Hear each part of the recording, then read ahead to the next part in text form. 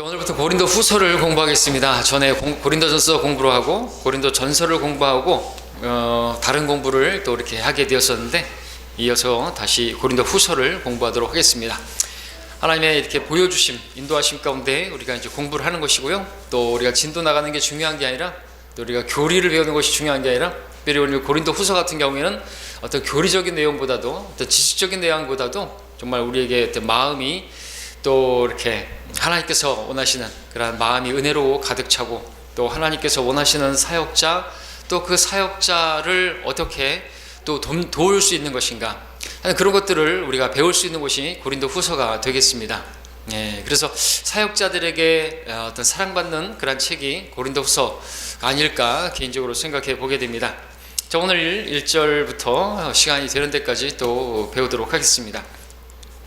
자, 고린도 후서는 사도 바울이 첫 번째 서신, 그 고린도 전서를 기록하고 그 전서를 받은 성도들이 다시 또 답장을 하고, 그래서 이제 얼마 안 되어 이제 기록을 한 고린도 후서가 되겠습니다. 사도 바울이 고린도 전서를 기록한 사도행전 20장 31절에 따르면 3년 동안에 이렇게 사역을 통하여 고린도 교회가 세워지게 된 것을 보게 되죠.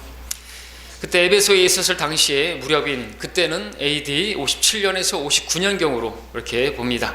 고린도 후서는 그래서 58년에서 60년경에 그렇게 쓰여진 것이고, 고린도 전서를 기록한 지 수개월에서 또는 1년 안에 그렇게 쓰여지고 보내어진 것으로 그렇게 봅니다. 자, 고린도 후서는 형제들과 그리고 교회들, 복음의 원수들, 특별히 이제 고린도 후서 11장에서 많이 언급하고 있는데, 또 예수 그리스도의 참된 증인, 사도에 대해서 하나님의 일꾼이 어떠한 사람인가, 그에 대한 대우와 또 그런 대우를 받은 그가 그리스도인으로서 또 보인 반응들에 대해서 그렇게 우리에게 영적인 교훈을 얻을 수 있는 그런 부분들이 많이 있는 것이죠. 참된 사역자가 누구인 것인가, 이제 그것을 보게 되고, 또 그런 사역자가 그럼에도 불구하고 그 사역자를 인정하지 않는 사람들에 대해서 보인 사도 바울의 반응을 통해서 특별히 사역자들이 배울 수 있는, 또 사역자라고 해서 죄송하지만 목회자만 사역자는 아닌 것이죠. 여러분들도 사역자죠. 모든 성도들이 하나님의 일꾼들이죠. 하나님과 함께 일하는 동역자들이죠. 그러니까 우리 모두가 배워야 할 것들을 우리가 고린도 후서에서 배울 수가 있는 것이죠. 주님의 일을 하는데도 불구하고 나는 정말 선을 행하고 정말 주님의 정말 귀한 선물들을 이렇게 나눠주려고 하는데, 복음을 전하려고 하는데 박해가 있고 어려움이 있지만, 그럼에도 불구하고 사도 바울은 어떻게 했습니까? 사랑으로 자신을 헌신적으로 쓰는 것을 보게 되죠.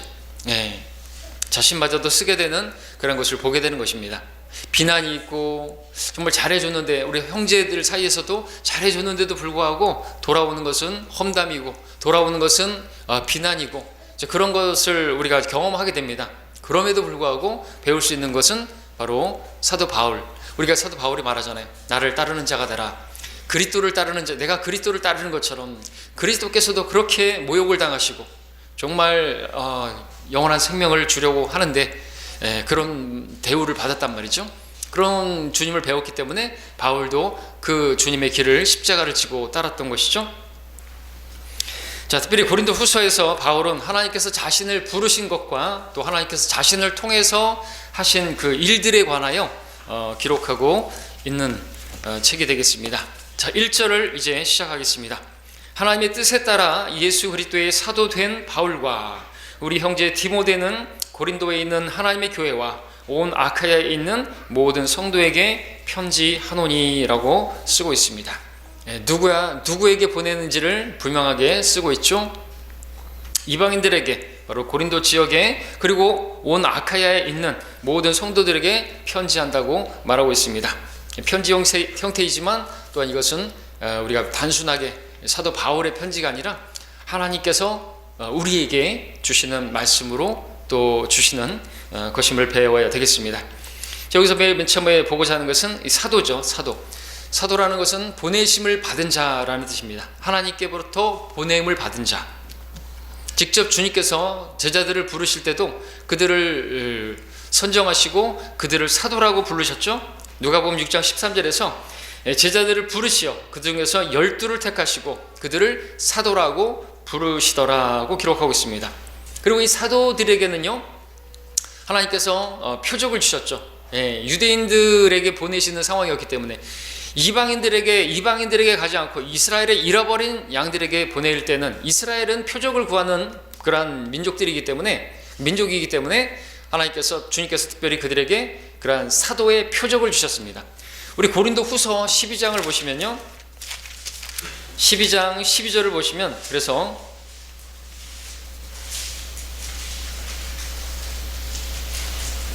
12장 12절에 정령 사도의 표적들이 너희 가운데서 모든 인내와 표적들과 이적들과 능력 행함으로 판명되었거니와 라고 말하고 있습니다. 그러니까 사도의 표적들이 뭡니까? 능력 행함이다 이거죠.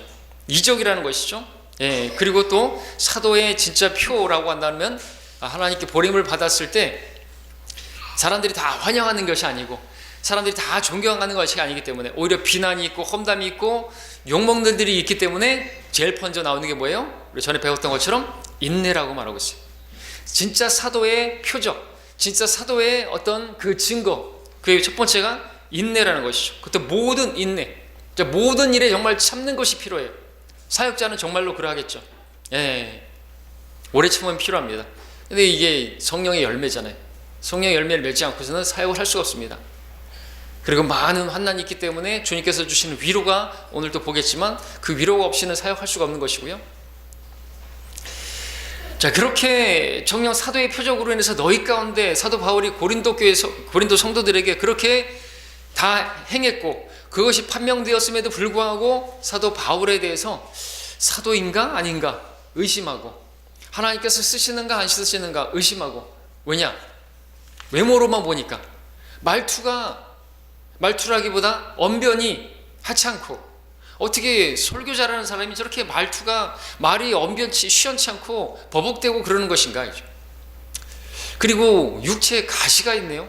그것도 사람은 마음의 창이 눈이라고 하는데, 사람을 처음 만나보게 되면 눈부터 보는데 안질이 있네요. 안질로 보여지는 그런 병이 있단 말이죠.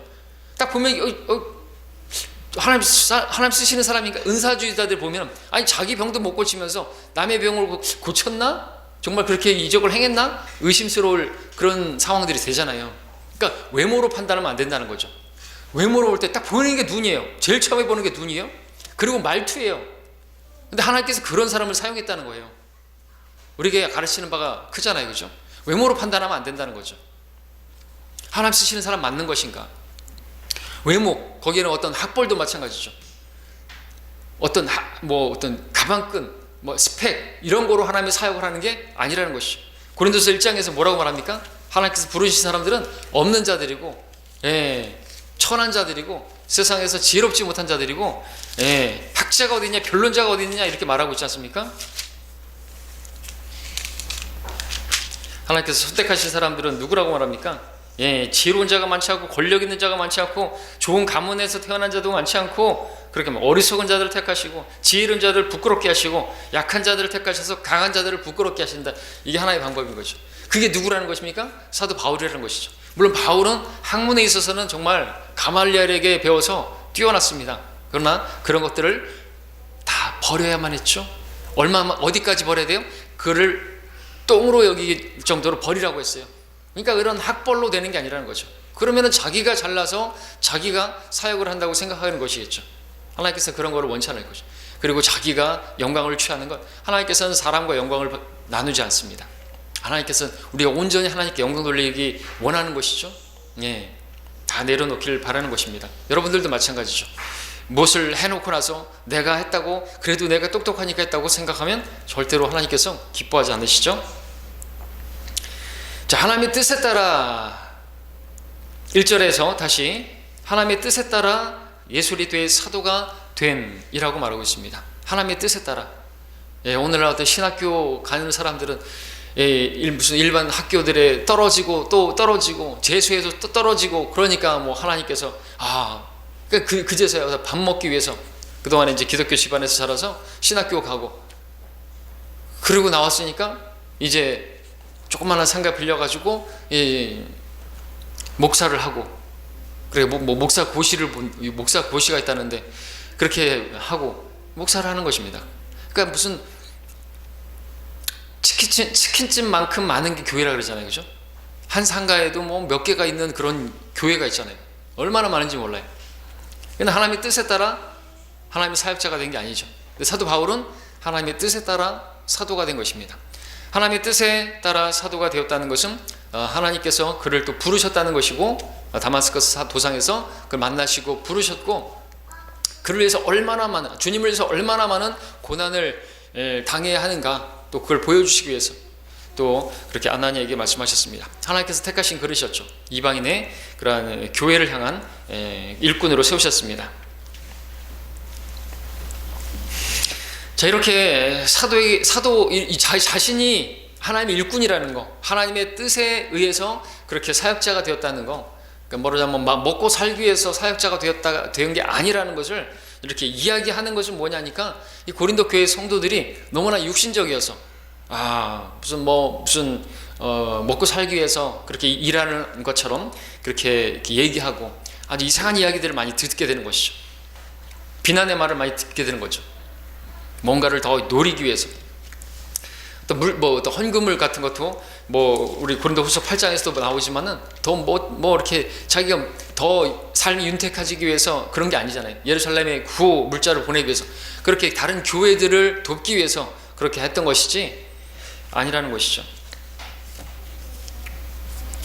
자, 때문에 바울은 자신의 그 사도직이 스스로 된 것이 아니라는 것을 그렇게 고린도전서 1장에서도 말하고 있죠. 고린도전서 1장 1절에도 보면 하나님의 뜻에 의해 예수 그리스도의 사도로 부르심을 받은 바울과 우리 형제 소스데데는 그렇습니다.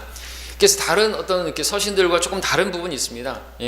로마서 같은 경우에는 뭐라고 말합니까? 1장 1절에 보면 예수 그리스도의 종 바울은 사도로 부르심을 받아 이렇게 이제 표현하고 있는 부분도 있죠. 다른 부분들하고 좀 다른 것이 있습니다. 그러니까 하나님의 뜻에 의해서 나는 그러니까 하나님께서 그렇게 부르신 사람이다라는 어떤 그런 부분들을 좀 어필하는 것을 보게 되는 것이죠. 그러니까 왜 그걸 믿지 않으니까, 그거를 자꾸만 불신하니까 하나님의 뜻에 안에 있는 사람 맞는 것인가, 이제 맞다는 것이죠. 그래서 하나님의 뜻에 따라 예수 그리스도의 사도가 된 것을 강조하고 있습니다. 그래서 고린도전서 9장도 보시면, 고린도전서 9장에서도 보시면 2절에도 이런 식으로 말하고 있죠. 1절부터 읽겠습니다. 내가 사도가 아니냐? 내가 자유인이 아니냐? 내가 예수 그리스도 우리 주를 보지 못하였느냐? 주 안에서 행한 나의 일이 너희가 아니냐? 내가 설령 다른 사람에게는 사도가 아닐지라도 너희에게는 정녕 사도니라. 이는 나의 사도됨을 인친 것이 주 안에 있는 너희이기 때문이라.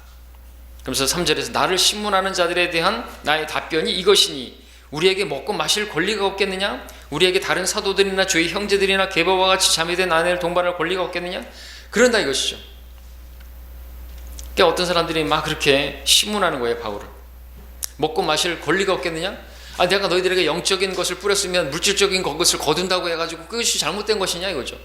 그런 걸 먹을 수 있는 권리가 있다 이거죠. 사례비 받을 수 있는 권리가 있다 이거죠. 근데 내가 먹고 살기 위해서 사역하는 거 아니다 이거죠. 그죠? 근데 그런 대접을 받은 것이, 그러니까 얼마나 정말 억울하기도 하고 괴롭기도 하고 그렇겠습니까? 이제 저도 먹고 살기 위해서 목회를 하는 사람으로 우리 성도님들이 생각한다면 정말 힘들겠죠. 저는 먹고 살기 위해서 이걸 사역하는 게 아니니까, 기술이 없는 것도 아니고, 그렇죠? 그 어렸을 때는 정말 사례비도 안 받으면서 그렇게 사역을 하고, 임대료도 일을 해서 노가다 해서 임대료 내고 그랬던 적이 있었습니까? 정말 쌀이 떨어져서 그랬던 적이 있었어요. 근데 바울이 그런 일을 당했어요. 얼마나 정말 억울하겠습니까? 때문에 지금 이제 말씀을 계속 드리지만 사도 바울이 자신이 하나님의 뜻에 있고 또 하나님의 뜻을 실행하기 위해서 하나님께서 부르신 사람이다, 어떤 그런 자신에 대한 변호를 지금 이렇게 좀 강조하고 있는 것을 우리 다른 서신들에서보다 많이 보게 된다는 것이죠. 자, 그래서 다시 우리 1절에 보면 고린도에 있는 하나님의 교회와 아카야에 있는 모든 성도에게 편지하노니 그랬습니다. 이 하나님의 교회라는 표현 나오죠. 정말 성경적인 표현이고, 그런데 이제 요즘 하여튼 좋은 것은 이렇게 나쁘게 변질되는데, 이 하나님의 교회 얼마나 좋은 이름입니까?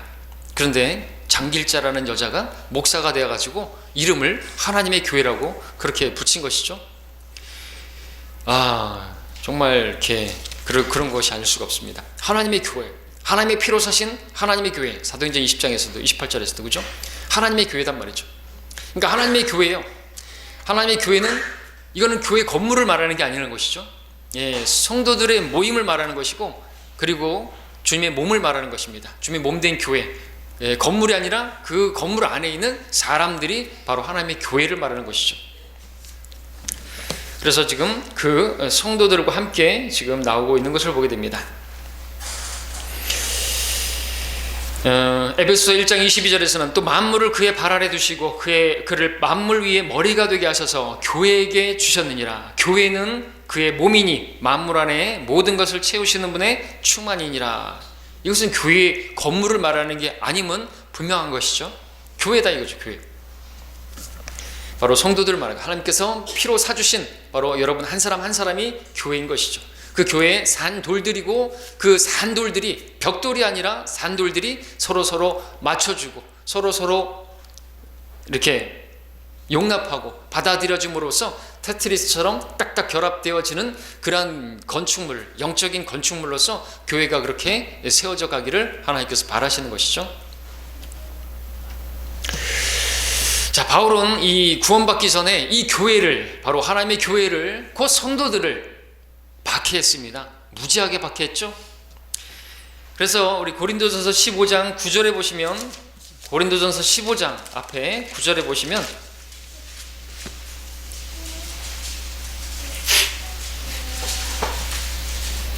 나는 사도들 가운데서 가장 작은 자요 사도라 불리기도 적합치 못한 자니 이는 내가 하나님의 교회를 박해하였기 때문이라 말하고 있습니다. 여기서 하나님의 교회는 뭡니까? 성도들이죠. 사도행전 9장에서 그렇게 핍박하기 위해서 막 그렇게 가고 있었는데 주님께서 나타나셔가지고 사울아 사울아 네가 왜 나를 박해하느냐. 언제 내가 주님을 박해했습니까? 교회를 박해하는 것이고 주님을 박해한 것이죠. 교회에게 어떻게 하는 것이 그 주님께 어떻게 하는 것이죠. 그러니까 여러분들이 교회에게, 성도들에게 어떻게 하는 것이 그 주님께 어떻게 하는 것이죠. 성도를 미워하는 건 주님을 미워하는 것이고요. 성도를 사랑하면 주님을 사랑하는 것이에요. 맞습니까? 이게 실제란 말이죠. 근데 실제로는 그렇지 않아요. 그냥 막 원망하고 미워하고 그냥 물어뜯고 삼키려고 그러죠. 이게 변화되어야 됩니다. 하나님의 교회를 박해했다. 그렇기 때문에 정말 자기는 사도라고 불릴 만한 자격도 없고 자기는 정말 그래 적합치 못하다 이거죠. 고린도 성도들이 그렇게 비난하는 것처럼 하나님의 일꾼으로서 자격이 없다 이거죠. 저도 자주 언급하는 게 진짜예요. 저도 하나님의 일을 하는 게 설교자로서 적합하지 못하고 합당치 않다고 제가 많이 기도하지 않습니까? 빈말이 아니라는 거죠. 저도 구원받기 전에는 그 사람들이 이제 교회일지 모르겠지만, 구원받은 성도들일지 모르겠지만 박해를 많이 했단 말이죠. 군대 있을 때 내 바로 밑에 있는 녀석도 그렇고 교회 다니는데 담배 피면서 교회 다니면서 하여튼 주일마다 일요일이면 교회 꼭 가면은 할 일이 많은데 모포도 털고 빨래도 해야 되고 뭐 이렇게 정비도 해야 되는데 교회 간다고 말이죠. 그러면 아주 눈에 가시거든요. 밥 먹을 때 기도한다고요. 그러면 그만 제사 지내라고 머리를 때리고 말이죠. 그랬던 사람이 저란 말이죠. 그러니까 사도 바울도 구원받기 전에 그렇게 하나님의 교회를 핍박했는데, 그래서 나는 정말 사도라고 불릴 만한 자격이 없다고 하는데, 그 부분에 있어서는 저도 정말 하나님의 자비가 아닐 수가 없는 것이죠. 정말 좀 못됐었습니다. 군대에 있을 때만 해도 입에서 욕이 욕으로 시작해서 욕으로 끝났어요. 대화가. 제가 군대 있을 때 화장실에서 이제 동기하고 막 얘기를 하고 있는데 화장실에서 나오는 선임이 야, 넌 어떻게 욕이 아니면 말이 안 되냐? 이런 식으로 말을 할 정도로 그랬습니다. 그러니까 여러분들이 인정하지 않을지라도 많이 변했어요. 저는 진짜 많이 변했습니다. 아직도 인정이 안 되는 부분이 있지만 저 스스로도 진짜 주님의 은혜입니다. 다시 우리 고린도후서 1장을 보게 되면 온 아카야에 있는 모든 성도에게 라고도 말하고 있습니다. 고린도는 아카야 지역의 또 한 주요 도시였는데 한 도시에서 그런 식으로 해서 또 이렇게 사역을 이어가는 것이죠. 우리도 광주에서 사역을 하고 있지만 이 송정리에서 사역을 하고 있지만 우리가 전체 광주 지역에까지 또 전남 지역에까지 우리가 전도여행도 다니고 그렇게 해서 복음을 전파하고 이제 그랬던 것처럼 고린도에서 또 아카야의 모든 성도들에게 그 지역에 데살로니가 거기도 또 마케도니아 전 지역으로까지 그래서 데살로니가 교회가 또 그 가운데서 본이 되는 마케도니아에서 본이 되는 데살로니가 교회로 세워지고 근데 그걸 비교하면서 얘기하는 거죠. 데살로니가 교회는 정말 3주 만에 세워진 그런 교회인데 정말 본이 되는 마케도니아에서 그렇게 본이 되는 교회인데 고린도 교회는 3년 동안 사역해가지고 세워진 교회인데 아카야에서 뿐만 아니라 다른 지역에서도 불구하고 정말로 본이 안 되는 그런 교회인 것이 아주 육신적인 교회인 것이 부끄러운 것이죠. 자 이제 2절 넘어가서 하나님 우리 아버지와 주 예수 그리스도로부터 은혜와 평강이 너희에게 있기를 바라노라 기록하고 있습니다. 바울이 모든 교회들과 또 교회 사역자들에게 이제 인사하는 일반적인 그런 표준적인 인사말입니다. 자 여기서 러크 목사님 이제 평강에 대해서 언급하고 지나가고 있습니다. 이 평강, 즉 이게 개인적인 것을 말하는 것이다.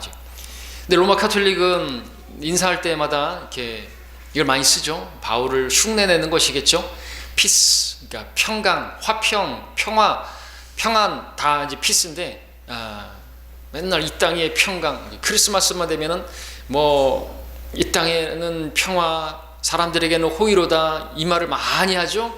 그런데 뭘 빼요? 하나님께 영광은 빼지요. 그건 빼버리고 그냥 이 땅의 평화만을 얘기하는 것이. 그러나 하나님께 영광이 돌려지지 않고 이 땅에는 평화 없어요. 의의 왕이 의가 없이는 화평도 없어요. 그래서 의의 왕, 그 다음에 화평의 왕이죠. 그런데도 불구하고 그렇게 평화를 얘기하는 것이 그렇게 평화를 얘기하는데 왜 평화가 없는 것인가요? 왜 계속 전쟁이 일어나는 것입니까? 더 많아지는 것입니까? 갈수록 전쟁이 많아지게 돼 있어요. 그러니까 우리는 그런 쓸데없는 기도를 하지 않죠. 기근과 전쟁과 전염병, 역병 그런 것들이 더 많아지게 돼 있는데 왜 그런 것이? 우리가 그런 것을 보고 있죠. 그러니까 지금이 마지막 때인 것을 알고 우리가 깨어나야 하는 것입니다. 정신을 차려야 하는 것이죠. 영적인 잠을 자면 안 되는 것이에요.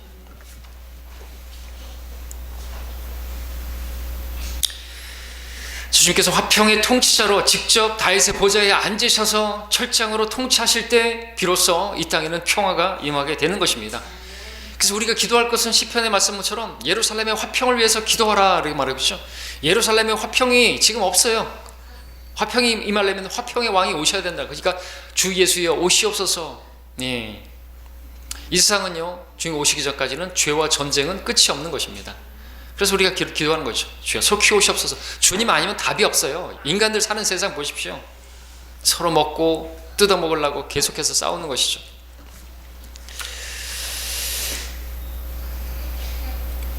자 여기서 말하는 평강은요 그런 세상의 평강, 이 땅의 평강이 아니라 개인 그리스도인들 안에의 평강을 말하는 것입니다. 마음의 평안을. 근데 그 마음의 평안이 있기 위해서는, 그 평강이 있기 위해서는 뭐가 필요하죠? 은혜가 필요하죠. 그래서 은혜와 평강이 나오는 거죠. 마음에 은혜가 없으면 평강도 없어요. 그래서 바울은 항상 자주 이걸 인사로 하죠. 은혜와 평강이 있기를 바랍니다. 그런데 우리가 없을 리가 없죠. 없어서는 안 되죠. 사실 우리가 얼마나 은혜를 받은 사람들인데, 은혜로 구원을 받았어요. 죄들의 용서를 받았어요. 지옥의 형벌로부터 우리가 건져냄을 받은 사람들이란 말이죠. 그걸 생각한다면, 생각하면, 크게 생각한다면 우리가 이 땅에서 만나는 어떤 불합리한 일들을 만나다 정말로 저런 사람들을 만나고 막 그렇게 마음을 힘들게 하는 사람들을 만난다 할지라도 그냥 크게 봐야죠. 넓게 봐야죠. 마음의 평강이 임하죠. 안 그러면 뭐 평안이 없어요. 시간만 계속 끄는 것 같고, 인건비만 더 따먹으려고 하는 것 같고, 시간이 지나면 자기 인건비만 늘어나는데 왜 사람 더 안 쓰냐 이거죠. 너무 답답하고 막 그런데 어떻게 해요? 주님의 주신 은혜를 생각하고 크게 생각한다면 큰 이렇게 생각한다면 그래 그래도 싸게 했으니까 생각을 해야죠. 4억 8천보다도 적게 들어간 4억 하고 있으니 그렇게 생각을 해야죠. 근데 우리 뭐 그 기준을 정하면 안 되죠. 더 줄여야 되죠. 하나님의 돈인데. 자, 평강, 성령의 인도하심을 따르는 그리스도인의 삶 가운데 맺어지는 열매죠. 성령의 열매죠. 사랑과 기쁨과 화평과 오래 참음과 이런 성령의 열매를 정말 맺어야 되는데 고린도 교회는 특별히 더더욱 그래야 하는데 없습니다. 그래서 고린도전서에서 말한 게 뭐예요? 제일 많이 강조한 게 사랑이잖아요. 뭐 믿음이 있다 그러고 지식이 있다고 하는데 사랑이 없으니까 아무것도 아닌 거예요. 사랑이 없으니까 아무것도 아니고 자기들을 복음으로 낳은 영적인 아비에 대해서도 막말하고 먹고 살기 위해서 그렇게 사역한다 그러고 뭐 사도 맞아? 이렇게 말하고 자기는 또 우리는 아폴로가 말 잘하니까 우리는 아폴로에게 속했다는 사람들도 있고 우리 게바에게 속했다. 게바가 그래도 수제자니까 게바에게 속했다 그러고 어떤 사람들은 또 우리는 사람을 따르지 않아. 우린 그리스도께 속한 사람이야. 그래서 그리스도께 속했다 그러고 근데 진짜 그리스도께 속한 사람들은 그렇게 나누질 않죠. 하나 되려고 하죠. 성령의 인도함을 받는 사람들은 성령의 하나됨을 지키는 사람들이죠. 자, 3절로 넘어가겠습니다. 하나님을 송축하리로다. 그는 우리 주 예수 그리스도의 아버지시요 자비의 아버지시요 모든 위로의 하나님이 이시며 그랬습니다. 자비의 아버지시요 모든 위로의 하나님이라고 지금 기록하고 있습니다. 그렇게 부르고 있습니다. 자비, 위로, 우리에게 필요한 것이죠. 사역에서 겪는 온갖 고난들로 인해서 정말 하나님의 자비가 없다면, 또 하나님의 은혜가 없다면, 하나님께서 주시는 위로가 없다면 어떻게 사역을 이어갈 수가 있겠냐라는 것이죠. 절대로 필요한 것이죠. 4절에서 우리의 모든 환난 가운데서 우리를 위로하시는 분이시라. 그러므로 우리 자신이 하나님께 받은 위로로서 어떤 고난 중에 있는 사람들도 위로할 수 있는 것이라. 모든 환난 가운데서 우리를 위로하시는 분, 오늘 우리에게 바로 우리 안에 계시는 그리스도, 우리 안에 계시는 성령님, 위로자 없이 우리를 내버려 두지 않으신다고 했습니다. 성령님께서는 우리와 항상 함께 하면서 그 이름이 위로자이신데 그 위로가 없이는 살아갈 수가 없는 것이죠. 우리가 그분과 동행한다고 한다면요, 그리스도인들은 사실상 그럼에도 이제 뭐 우울증 걸리고 계시는 그런 분들도 계시겠지만 우울증에 걸리면 안 되는 거죠. 그분의 위로를 받아야 되겠죠. 특별히 목회자들이 그렇죠.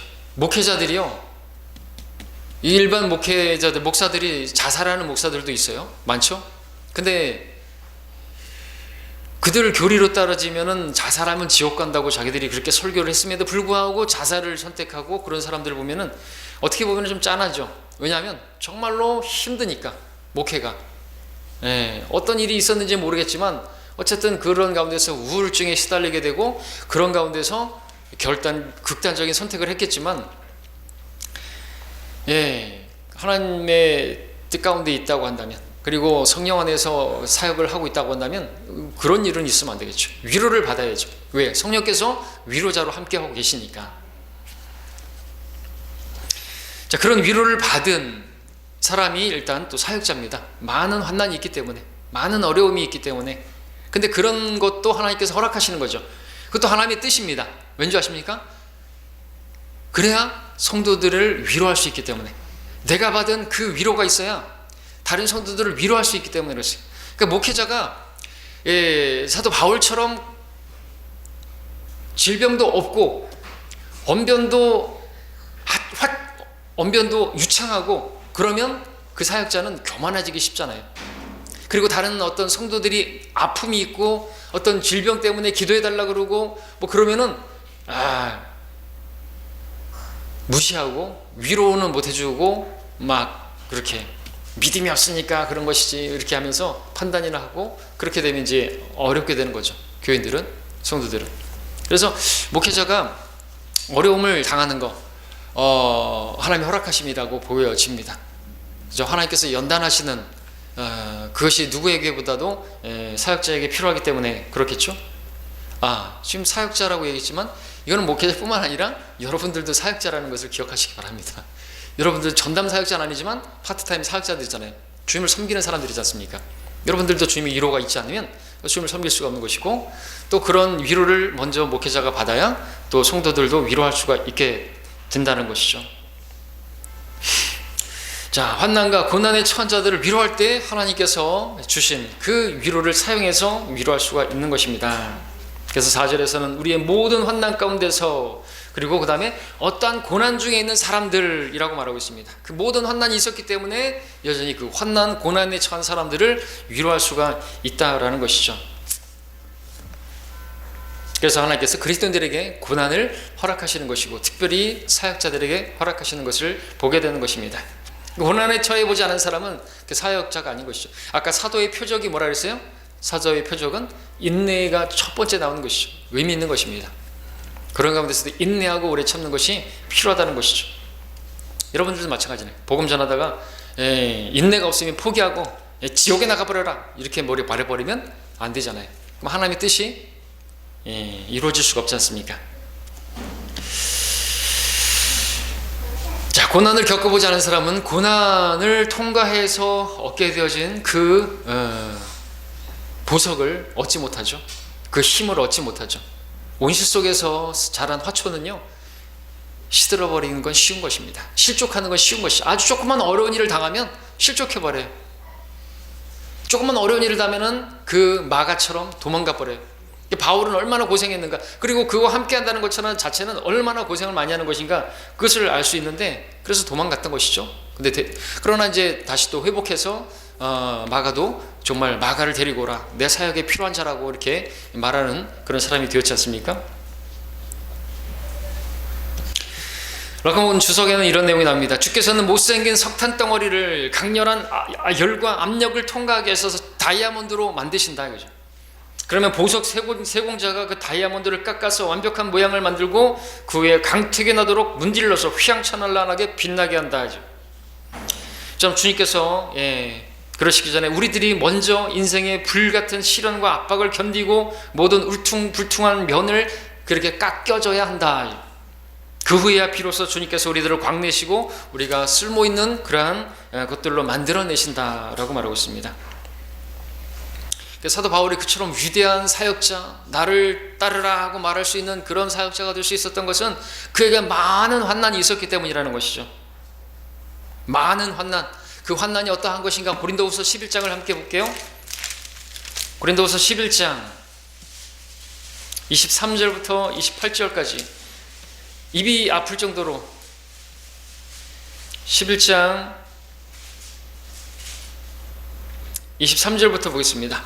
그들이 그리스도의 종이냐? 내가 어리석은 자같이 말하지만 나는 더욱 그러하도다. 내가 더 많이 수고하였고 매도 헤아릴 수 없이 맞았고 더 빈번히 감옥에 갇혔고 죽을 고비를 여러 번 당하였으니 유대인들로부터 40에 하나 뺀 매를 5번이나 맞았고 3번 몽둥이로 맞았으며 한 번은 돌로 맞았고 3번 파선을 당하였는데 하룻밤과 낮을 깊은 바다에서 보냈으며 여러 번 여행하는 중에 강의 위험과 강도의 위험과 동족으로부터의 위험과 동족으로부터의 위험, 형제들로부터의 위험을 받아 유대인들로부터 이방인들로부터의 위험과 성읍에서의 위험과 광야에서의 위험과 바다에서의 위험과 거짓 형제들 가운데서의 위험을 당하였으며 수고하고 애쓰며 자주 깨어있고 배고프고 목마르고 자주 금식하고 춥고 헐벗었노라 기록하고 있습니다.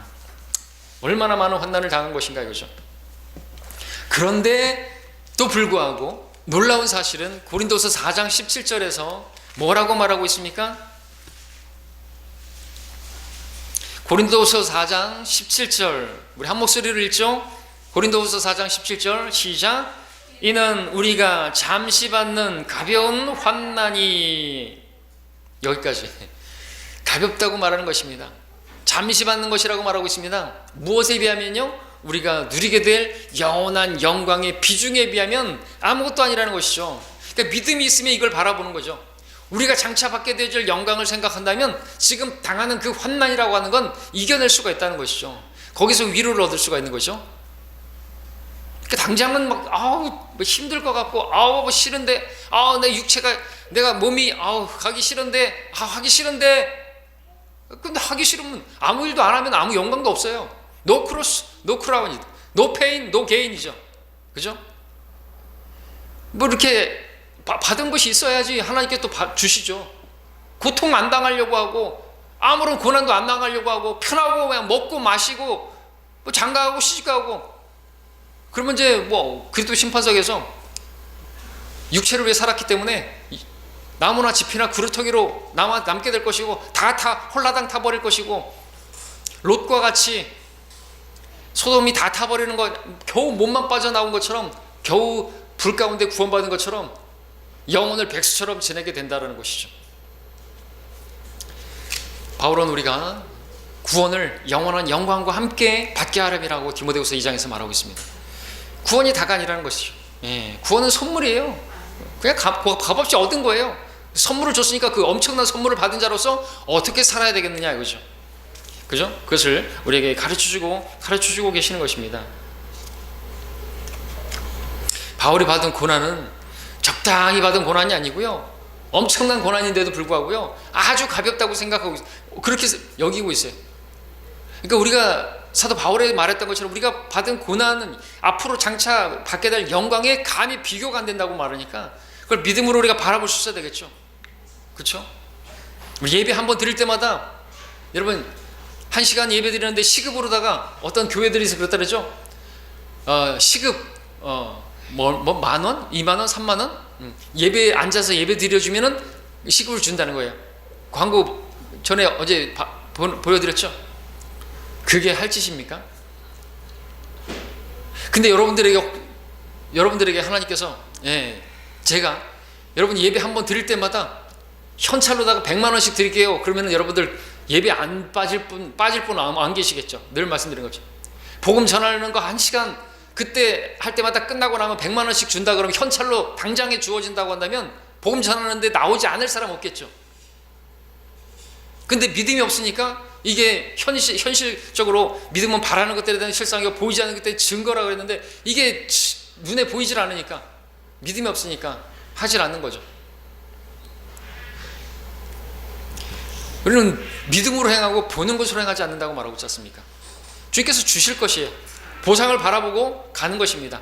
당장을 바라보는 게 아니에요. 당장의 팥죽 한 그릇을 바라보면 애서같이 되는 것입니다. 그날에 통곡하게 될 것이죠.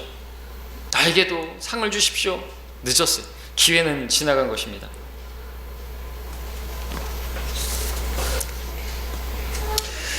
자, 우리 고린도후서 11장에서 바울이 얼마나 고난당했는지를 보았습니다. 죽을 각오가 되어 있었던 바울이었습니다. 정말 죽을 고비를 많이 넘겼습니다. 그리고 고린도후서 1장에서도 또 뭐라고 말합니까?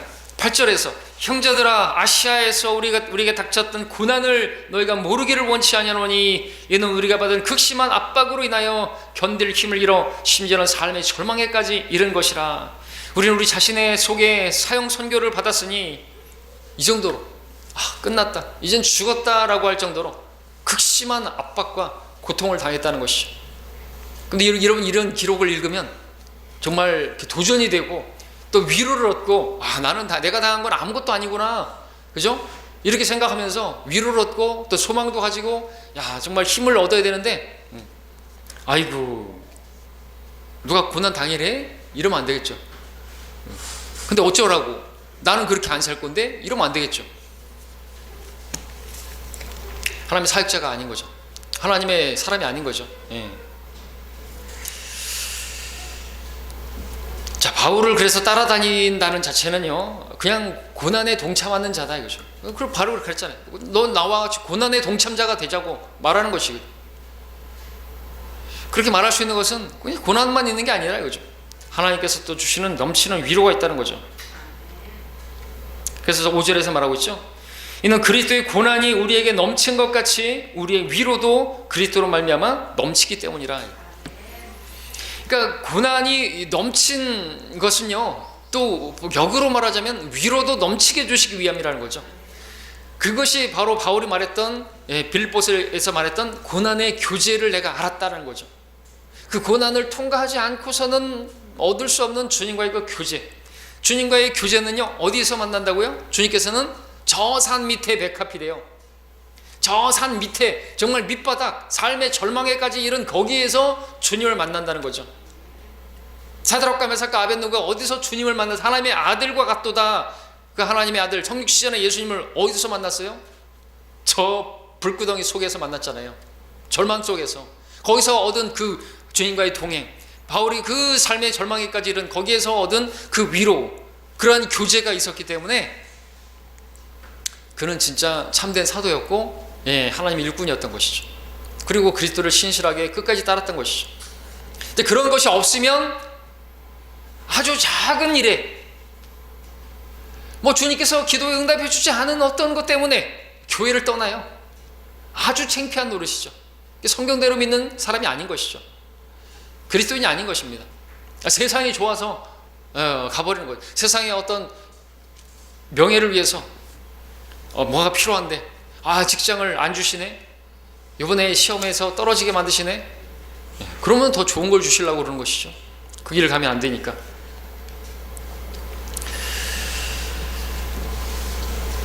자, 바울이 당한 그 고난들은요, 자신을 위한 고난이 아니었습니다. 5절에서 뭐라고 말합니까? 그리스도의 고난이라고 말하고 있죠. 그리스도의 고난이 나에게 넘쳤다 이거죠. 자신이 그런 고난을 통해서 결국에는 어떤 세상적으로 성공하고 이런 걸 목적으로 고난을 당한 게 아닌 것입니다. 그리스도의 고난이 넘쳤다 하죠. 바울은 그리스도께서 저주받으신 것처럼 바울도 저주받았고, 그리스도께서 채찍을 맞은 것처럼 자신도 채찍을 맞은 것이고, 그리스도께서 그렇게 갇혀진 것처럼 그렇게 자신도 감옥에 갇혀지고 그리스도를 따랐던 것입니다. 이게 그리스도를 따르는 것이에요.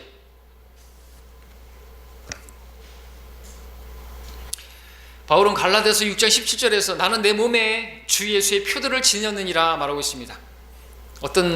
오늘날 어떤 사람들이 그 문신을 하는 것처럼 주 예수의 표, 무슨 문신을 하고 십자가 문신을 하고 예수님의 초상화를 문신하고 이런 걸 말하는 게 아니라 주님 때문에 당했던 그 매맞음과 그런 채찍의 맞음 때문에 생겨난 그러한 상처들, 그러한 상처들이 주 예수의 표들이라고 표현하고 있는 것이죠.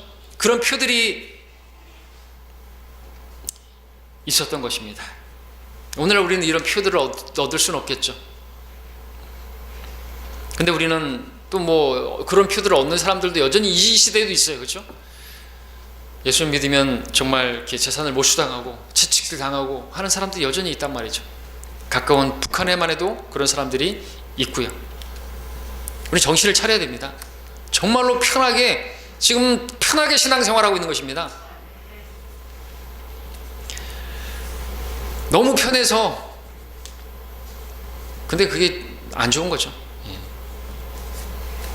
너무 편하니까 계속 편하려고 하면 안 되죠.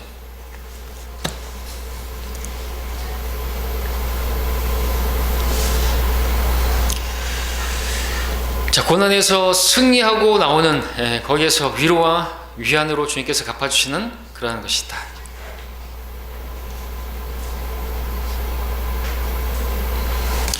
자, 사도 바울이 그렇게 이야기하고 있는데, 또 베드로도 한번 볼까요? 베드로전서 4장에 가서 보시면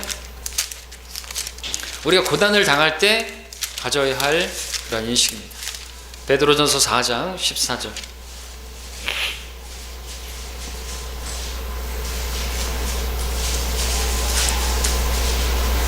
그러니까 애매하게 고난 당한다고 개혁성경에 표현하는데, 우리가 우리의 잘못으로 인해서 매를 당하고 주님 섬기는 게 힘드네 이런 말 하면 안 된단 말이죠. 그렇죠? 자기가 잘못해가지고 매 맞아놓고 주님 섬기는 게 힘들다고 말하면 안 된다는 거죠. 그러나 주님을 위해서 정말 고난당했다면 이런 마인드가 필요하죠. 4장 14절 19절 베드로전서, 너희가 그리스도의 이름을 위하여, 사도 바울은 우리가 그리스도의 고난이라고 말했는데 그리스도의 이름을 위하여 욕을 당하면 복이 있다고 말하고 있습니다. 이는 영광의 영이 곧 하나님의 영께서 너희 위해서 안식하고 계시기 때문이니라. 그들의 편에서는 그분께서 비방을 당하시나 너희의 편에서는 영광을 받으시느니라. 너희 중에 누구도 살인자나 도둑이나 행악자나 다른 사람들의 일에 간섭하는 자처럼 그렇게 자기가 잘못해가지고 고난을 당하지 않게 하라 이거죠. 그러나 만일 너희가 그리스도인으로서 그리스도를 위해서 그렇게 고난을 당하면 부끄러워하지 말고 오히려 그 일로 인하여 하나님께 영광을 돌리라 말씀하고 있습니다. 이는 하나님의 집에서 심판을 시작할 때가 되었음이니 만일 그 심판이 우리에게서부터 먼저 시작되면 하나님의 복음에 순종하지 않는 자들의 그 종말은 어떠하겠느냐 말하고 있습니다. 이것을 바라보셔야 되겠죠. 네. 비방을 받고 그렇게 고난을 당해도 하나님께서 그것을 영광을 받으시는 것이죠. 우리 거기서 인내하고 거기서 참고 그러면은요 하나님께서 영광을 받으신다는 거예요. 무슨 시상식에서 하나님께 영광을, 이거 하나님이 영광을 안 받은 거예요. 오히려 고난을 당하면 그 나를 위해서 저렇게 고난, 아무도 하지 않는 일을 시상식에서 하나님께 영광 돌려요. 이거 누구나 다 하죠. 누구나 다 하고 싶어 하는 것이죠. 그러나 내게 능력 주시는 그리스도를 통해서 내가 모든 것을 할 수 있느니라. 궁핍을 당하고 매맞음을 당하고 이게 그리스도를 통해서 할 수 있는 일이에요. 누가 그런 일을 하고 싶어요? 누가 그런 삶을 살고 싶어요? 근데 누가 그렇게 할 수 있죠? 예, 하나님의 영광을 바라보는 사람이 할 수가 있는 것이죠. 그리스도를 통해서 내 안에 그리스도께서 사심으로 그 일을 할 수가 있는 것이죠. 자, 6절부터는 이제 다음 시간에 또 보도록 하겠습니다. 우리 진도 나가는 게 중요한 게 아니고요. 시간이 무척 금방금방 지나가네요. 자, 다음 시간에 이어서 공부하겠습니다.